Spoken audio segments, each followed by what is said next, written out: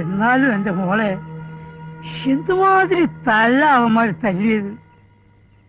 ഒന്നില്ലെങ്കിലും നമ്മളെപ്പോലെ വയറ്റപ്പഴുപ്പിന് വന്നവനല്ലേ. പാവം. എന്റെ ഭഗവതിയാണ് സത്യം. മോള് പിണഞ്ഞാലും വേണ്ടില്ല, എന്നെ ഇവിടെ ആട്ടി പറഞ്ഞയച്ചാലും വേണ്ടില്ല. മാമൻ അയാളെ രക്ഷിക്കണമെന്നുണ്ടായിരുന്നു.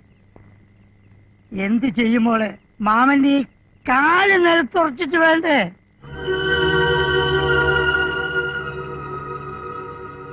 മോളെ എന്തു പറ്റി? മോള് അയാളെ കൂട്ട?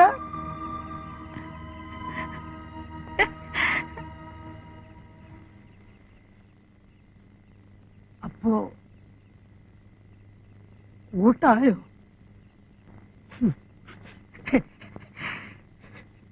എന്റെ ഭഗവതി.